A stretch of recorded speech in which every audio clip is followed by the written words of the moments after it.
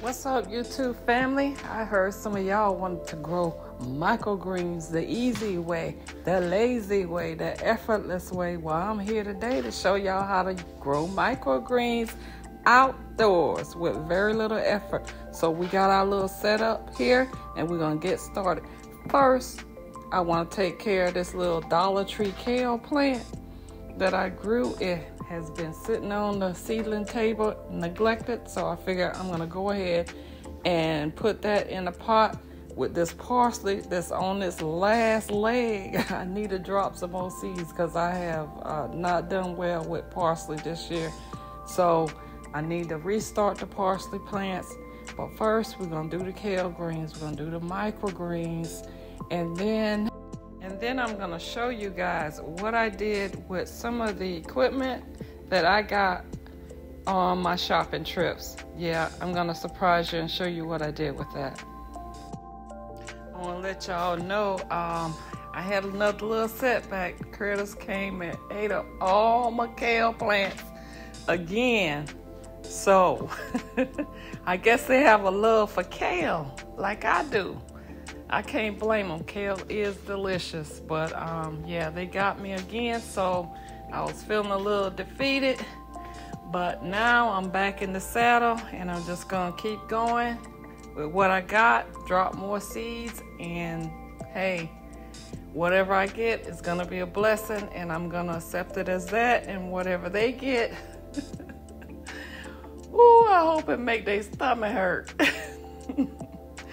No joke. I think what is attracting them, because they have not been around for a long time. In fact, I had not noticed critters coming around as often, as especially not in the daytime, because now they're coming in the daytime and eating my vegetables. But I think it's this blood meal. I really do think it's this blood meal, and I may stop using it. I really think that is what's attracting them. So maybe I'll stop using it for a while and see what happens. But I did notice they came back again today and they ate the kale the day before, and then they came back today and ate the tops off the radishes. So we'll see what happens, but either way, I'm going to keep going. If this happens to you, you guys keep going too. Just keep dropping more and more seeds.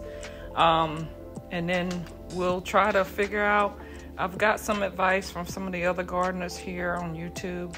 So I'm going to try some other tactics and see if that worked. But y'all look at the roots on this Dollar Tree kale. I was surprised. This little seedling pot is supposed to be biodegradable, and is pretty much tearing apart. But I'm gonna go ahead and take it off and give the roots some breathing room. Drop it in this little pot. And what I also did today, when I noticed the critters were coming back, eating up my vegetables, I started to just go ahead and harvest the rest of the collard greens, and pretty much was stripping the stalks on those too, and hoping they come back again as well. But I got tender leaves and all. I said they will not eat this. No matter the size, I took it all, guys, from the collard greens, and hopefully they'll come back and I'll have more, but they won't be eating this, not at this time. Okay, so I'm gonna go ahead and get started with the microgreens. I'm gonna use these stackable Dollar Tree planters. These work well for microgreens for me. I've got some of that soil that I got on sale at Lowe's. Y'all remember the 2 for $14 sale they had at Lowe's? And I'm gonna use this Dollar Tree spinach. Spinach is good microgreens as well. So I'm gonna drop some of those seeds right now.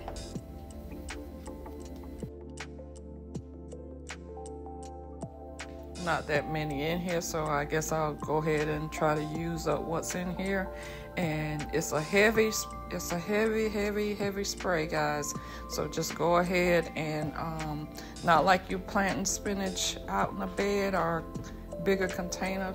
We're not trying to give them that much room. We're growing microgreens, so that is really the way to do it, is the heavy seed, and then lightly sprinkle dirt on top of it, and they will germinate just fine. Just sprinkling the dirt on top, make sure the birds don't get them, and we'll move on to the next pack. But it's just a light sprinkle, and then try to remember to water it every day. Every day it needs to stay moist to germinate. But just make sure you pat down the lightly sprinkled soil on top. Make sure it gets good contact, and then move on to the next pack. And we're going to use this gourmet blend, and we're going to also use some arugula.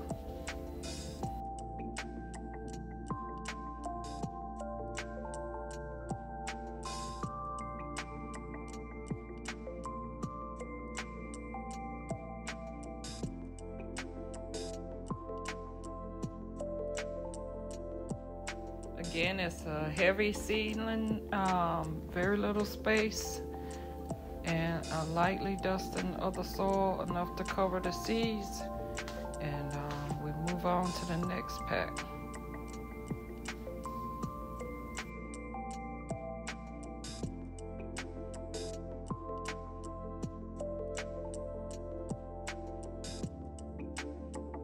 Make sure that your seeds are not stacked on top of each other, and just one layer, but a heavy layer. A heavy spread, but not layered on top of each other.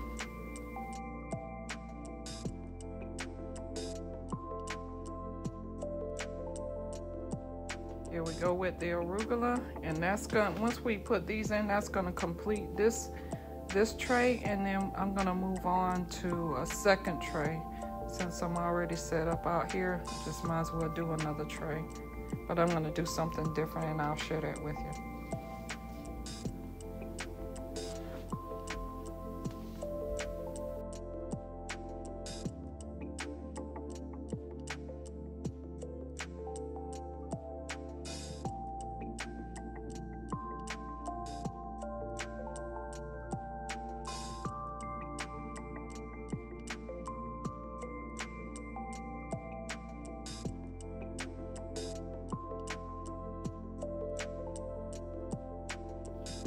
Now the dusting of the soil on top, press it in, make sure it's got good contact with the seed, and I will water these when I finish the other tray. And that's really it, guys. It's that simple. If you've never grown microgreens outside, this is the way I do it. Definitely not the only way. I know you can do it in hydroponics and probably some other ways, but this is the way I do microgreens. And in a few days, they will germinate, and you'll start to see them pop up. In fact, I've held this video just so I can show you that they do germinate. So I'll show that in the next clip after we finish the second tray.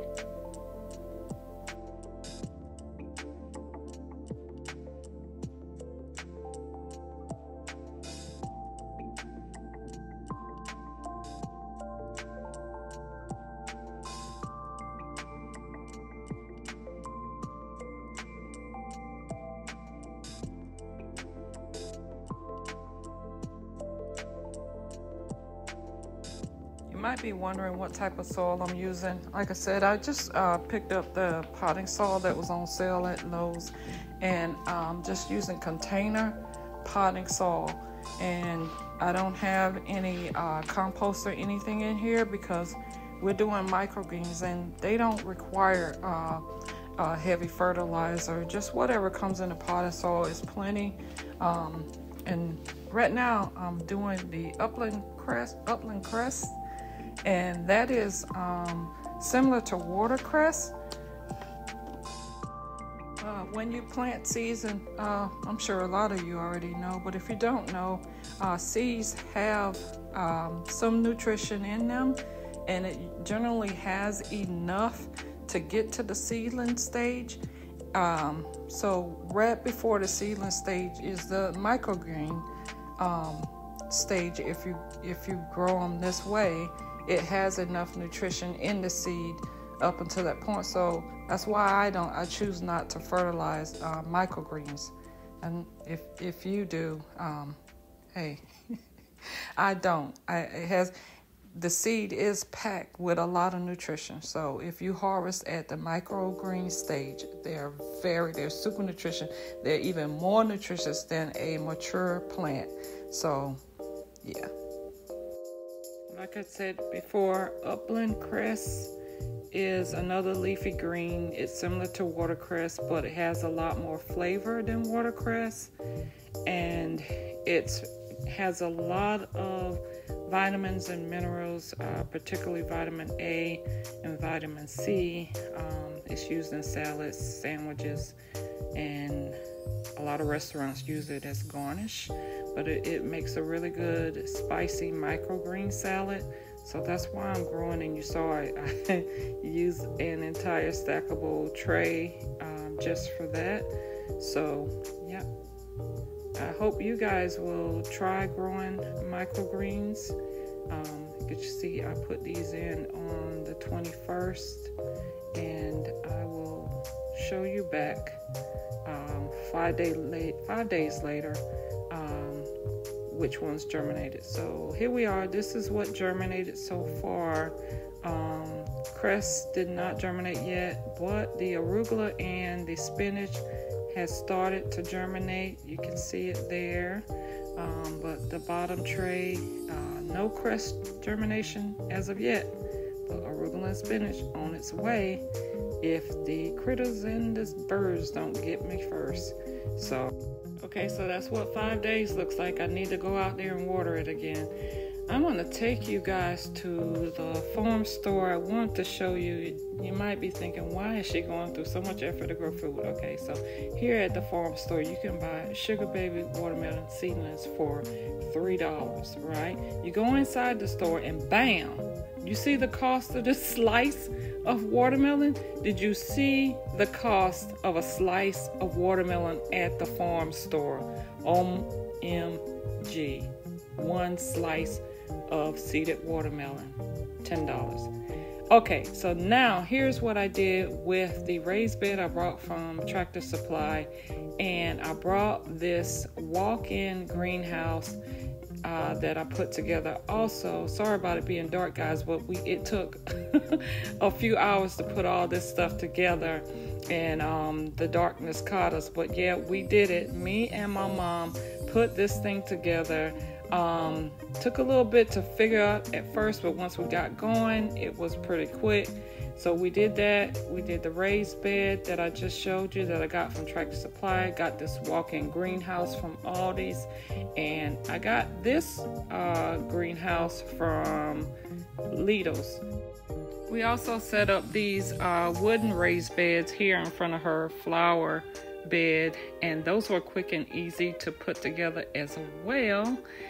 So if you guys are looking for the wooden raised beds, I got mine from Aldi. I hope you can find some too, but they were real quick and easy. I mean, those were probably took 5-10 minutes to put together, and they would just kind of, you know, put on top of each other and lock in place. Very quick, very easy. So if me and mom can do it, you guys can do it too. So mom is all set up, and it's time for me to go home. I'll talk to you guys, and I'll see you guys in the next video. Thanks for watching.